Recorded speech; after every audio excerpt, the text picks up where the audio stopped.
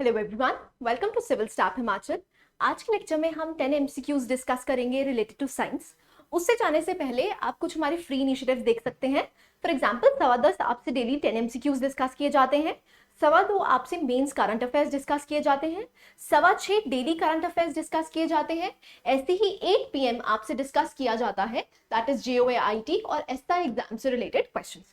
So let's start. पहला question देखिए, the chemical name of vitamin C is A. citric acid, B. ascorbic acid, C. oxalic acid और is it D. nitrous acid? Sorry, nitric acid. So यहाँ पर simple question है, vitamin C के बारे में क्यों पूछा गया है? क्योंकि आपके एनसीईआरटी में एक्सप्लिसिटली ये मेंशन्ड है। तो कुछ विटामिन के आपको केमिकल नेम्स पता होनी चाहिए, right? So answer for this particular question is ascorbic acid.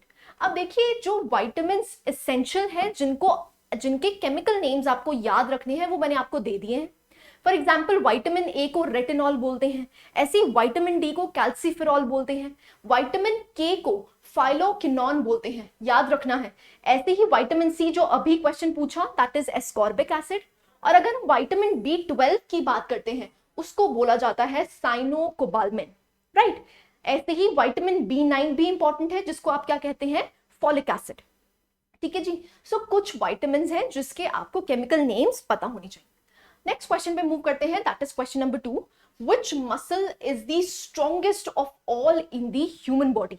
Human body में सबसे स्ट्रॉन्गेस्ट मसल कौन सी एग्जिस्ट करती है? अब देखिए, ये वाले जो क्वेश्चंस होते हैं फैक्चुअल हैं, बायोलॉजी के फैक्चुअल क्वेश्चंस हैं। ये जो फैक्चुअल क्वेश्चंस हैं ये आपको पता होने चाहिए, राइट? सो ए है थाई, बी अपर आर्म, सी काफ और is it D jaw? So answer for this particular question is jaw.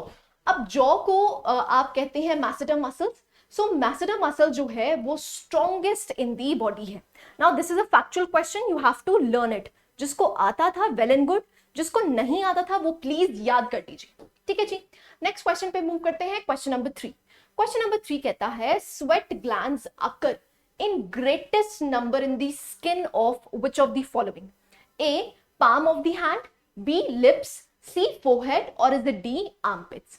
Again factual question है, कहां पर स्वेट ग्लैंड्स सबसे ज्यादा प्रेजेंट होते हैं? ठीक है जी। So answer for this particular question is palm of the hand. So आप देख सकते हैं, again a factual question, you have to remember it. So greatest number of sweat glands कहां पर प्रेजेंट होंगे? That is in the palm of the hand. Done. Next question पे move करते हैं, question number 4। Turmeric is obtained from which part of the plant? Is it flower, fruit, root or is it the stem?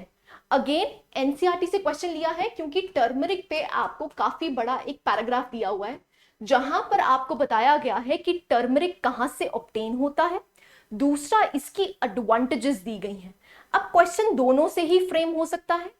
आपसे पूछ सकते हैं किस part of the plant से हम टर्मरिक बनाते हैं, दूसरा क्वेश्चन बन सकता है कि एडवांटेजेस क्या क्या है, राइट? सो ये कहां से अब आपको लिया जाता है? That is stem part of the plant, right? अब इसके एडवांटेजेस देख सकते हैं। देखिए, आपको जनरली क्या किया जाता है, जब भी आपको चोट लगती है तो आपको मम्मा क्या करके देती हैं?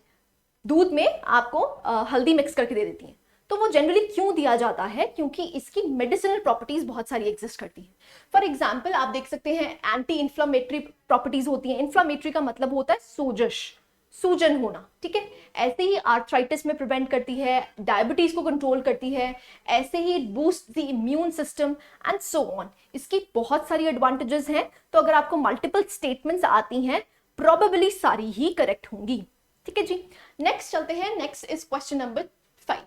क्वेश्चन नंबर 5 कहता है translocation of food materials in plants takes place through A epidermis, B xylem, C phloem और is it D cortex? Again बहुत इजी क्वेश्चन है। इजी क्वेश्चन क्यों है? क्योंकि अगेन एनसीईआरटी से लिया गया है। यहां पर आपको मेजरली डिफरेंस पता होना चाहिए जाइलम और फ्लोएम में।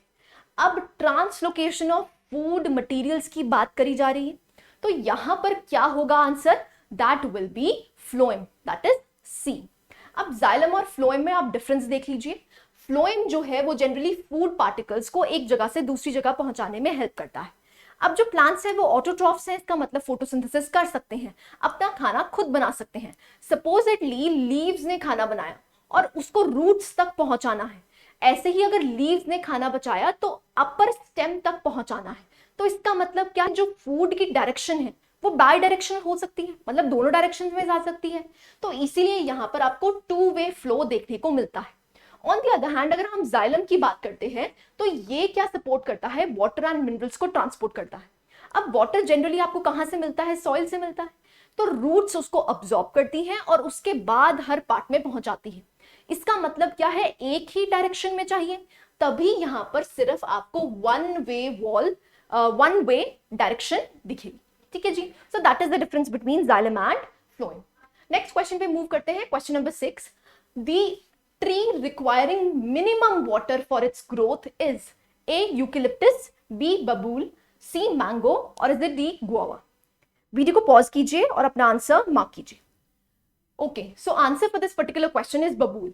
अब देखिए अगेन ये एनसीईआरटी से लिया गया क्वेश्चन है, तो अगेन फैक्चुअल क्वेश्चन है, जिसको पता था वेल एंड गुड, जिसको नहीं पता वो प्लीज याद कर लीजिए। यहां पर आपको मिनिमम वाटर चाहिए होता है, किसके लिए, बबूल के लिए। ठीक है जी, नेक्स्ट क्वेश्चन पे मूव करते हैं, क्वेश्चन नंबर 7। क्वेश्चन नंबर 7 कहता है the study of the interaction of antigens and antibodies is called as A cryobiology, B haematology, C serology और is it D agronomy. So simple question है, again antigens की बात करी जा रही है और एंटीबॉडीज की बात करी जा रही है। एंटीजेंस का मतलब क्या होता है, पैथोजेंस। जब ये आपकी बॉडी में एंटर करते हैं तो आपकी बॉडी क्या करती है, एंटीबॉडीज बनाती है, राइट। सो उसकी इंट्रैक्शन, उसकी स्टडी को क्या कहा जाता है, it is known as serology. So that is C. अब इन तीनों के बारे में पढ़ लेते हैं। क्रायोबायोलॉजी क्या होता है, देखिए जहां पर भी वर्ड आपको क्रायो लिखा दिख गया, that means at very low temperatures. So living organisms या फिर लिविंग सेल्स कैसे इंटरैक्ट करते हैं जब भी लो टेम्परेचर्स एग्जिस्ट करते हैं, कैसे रिस्पॉन्ड करते हैं, उस स्टडी को कहा जाता है क्रायोबायोलॉजी। ठीक है जी, ऐसे ही अगर हम सीरोलॉजी के बारे में बात कर ली है, ऐसी हेमेटोलॉजी के बारे में बात करते हैं, तो देखिए it is related with blood. अब ब्लड में क्या देखने को मिलता है आपको, हीमोग्लोबिन। तो जो भी डिजीजेस हैं ब्लड से रिलेटेड, उस पे ब्लड कैसे रिएक्ट करता है, उसके बारे में जो भी स्टडी होती है उसको कहा जाता है हेमेटोलॉजी। ठीक है जी, नेक्स्ट क्वेश्चन पे मूव करते हैं, that is question number 8। Question number 8 कहता है which one of the following organisms is required for the preparation of alcohol, A yeast, B fungi, C bacteria और is D protozoa. Again NCERT से लिया गया question है, आपसे alcohol की preparation पूछ रहे हैं। सो answer for this particular question is yeast. अब देखिए यहाँ पर फर्मेंटेशन की जो आपको फॉर्मुलेशन पता होनी चाहिए। यहाँ पर क्या होता है, जो भी शुगर सब्सटेंस है तो उसमें से शुगर ली जाती है यीस्ट की प्रेजेंस में और एनारोबिक कंडीशंस में। देखिए एनारोबिक का मतलब क्या होता है, जहां पर ऑक्सीजन की सप्लाई नहीं होती, तभी यहां पर क्या लिखा गया है, डिडक्शन, माइनस लिखा गया, राइट। सो यहां पर एनारोबिक कंडीशंस होनी चाहिए।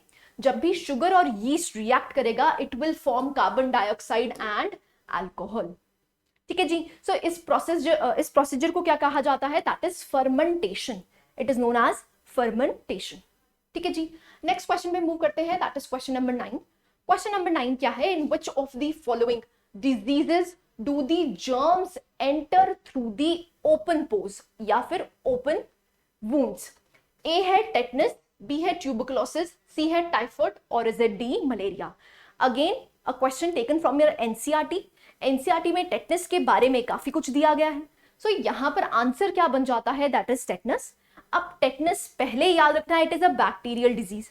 तो जहां पर भी ओपन वूंड्स होते हैं वहां पर ये बैक्टीरिया एंटर करता है और उसकी वजह से आपको 3 to 21 डेज में कोई ना कोई सिम्टम्स देखने को मिलते हैं। इस डिजीज को लॉक जॉ डिजीज भी कहा जाता है।